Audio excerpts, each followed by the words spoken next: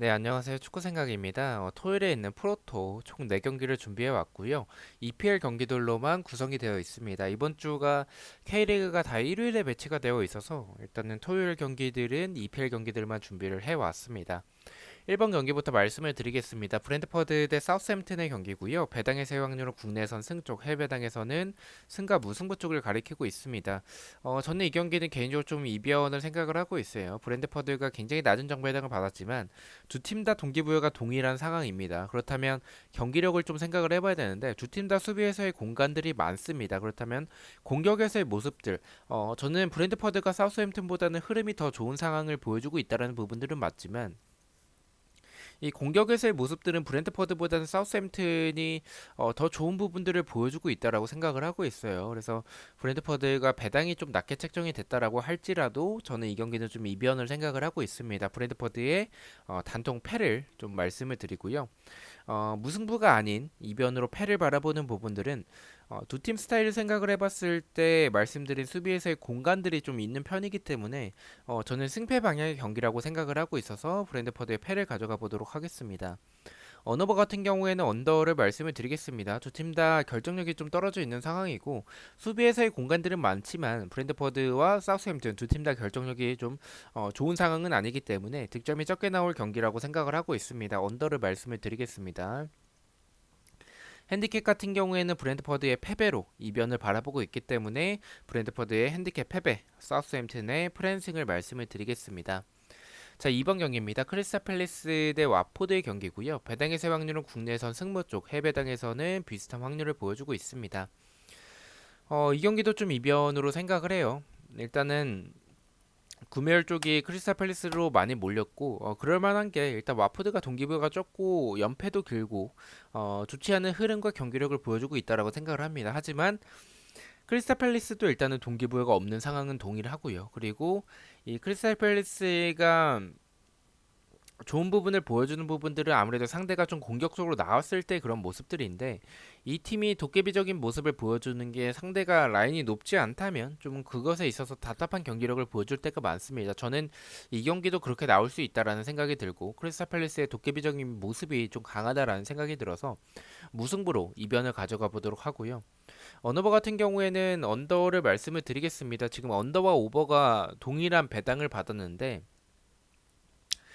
말씀드린 이 크리스탈 팰리스가 도깨비적인 모습을 보여주는 이렇게 상대가 라인을 올리지 않았을 때 그 공격에서의 답답한 모습들 그 부분을 생각했었을 때 득점이 아예 안 나올 수도 있는 경기라고 생각을 하고 있습니다. 그래서 언더를 말씀을 드리고요. 핸디캡 같은 경우에는 무승부로 이변을 바라보고 있어서 크리스탈 팰리스의 핸디캡 패배, 와포드의 프랜승을 말씀을 드리겠습니다.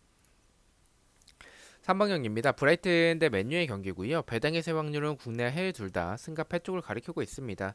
일단 동기부여적인 측면은 브라이튼은 동기부여가 없는 상황이고 맨유 같은 경우에는 동기부여가 더 높은 팀이라고 볼 수가 있겠습니다. 그렇다면 이 동기부여가 일단 맨유가 높은 상황인데 경기력적으로 봤었을 때도 크리스탈 팰리스 브라이튼이 수비에서의 공간들도 좀 있는 편이기도 하고 맨유가 공간이 있을 때 좋은 모습을 보여주는 팀이라는 점과 분위기 반전에 성공을 했다라는 점 그리고 이 마타가 지난 경기 출전하면서 경기력 또한 저는 좀 좋아졌다라고 생각을 해요. 브루노 페르난데스가 살아난 게 좀 크다라고 생각을 하고 있어서 이 마타도 개인적으로 폼이 많이 떨어졌을 거라고 생각을 했는데 생각보다 경기력이 좀 괜찮았어서 맨유가 막판에 좀 괜찮은 모습을 보여주지 않을까라고 생각을 하고 있습니다. 브라이튼의 패를 말씀을 드리겠습니다.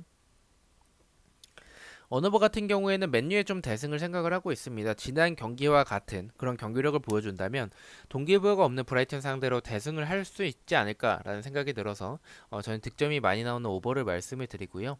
핸디캡도 말씀드렸듯이 맨유의 대승을 생각을 하고 있기 때문에 브라이튼의 핸디캡 패배, 맨유의 마인승을 말씀을 드리겠습니다.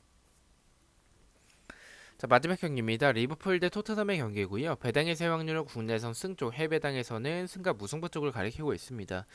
사실은 이 경기는 무승부에 대해서도 좀 고민을 하고 있는 경기이긴 해요. 하지만 일단은 그렇게 생각하는 이유들은 리버풀이 주중에 이 챔스에 대한 그런 체력적인 부담이 있기 때문에 그런 좀 생각을 했었고 토트넘이 역습이 좋기 때문에 그 부분을 좀 고려를 했었습니다. 동기부여도 있는 상황이고요. 하지만 리버풀 역시 우승 경쟁을 하고 있는 상황이라서 동기부여가 있는 상황이고 이 토트넘의 수비적인 부분을 생각을 해봤을 때 공격도 리버풀이 앞서고 수비에서의 모습들도 토트넘보다는 확실히 좀 앞선다라고 생각을 하고 있습니다. 그래서 리버풀의 승을 말씀을 드리고요.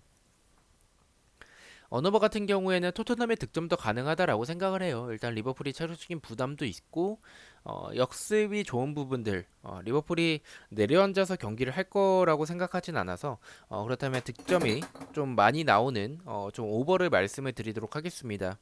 핸디캡 같은 경우에 말씀드렸듯이 토트넘의 득점도 좀 가능하다라는 생각이 들어서 리버풀이 이기더라도 1점 차의 승리가 가장 적합하다라고 생각을 하고 있습니다. 리버풀의 핸디캡 무승부를 말씀을 드리겠습니다. 자, 이렇게 해서 4경기에 대해서 공유를 모두 마쳤고요.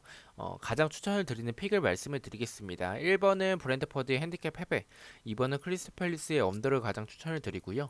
3번은 브라이튼의 패배, 마지막 4번은 리버풀의 승을 가장 추천을 드리도록 하겠습니다.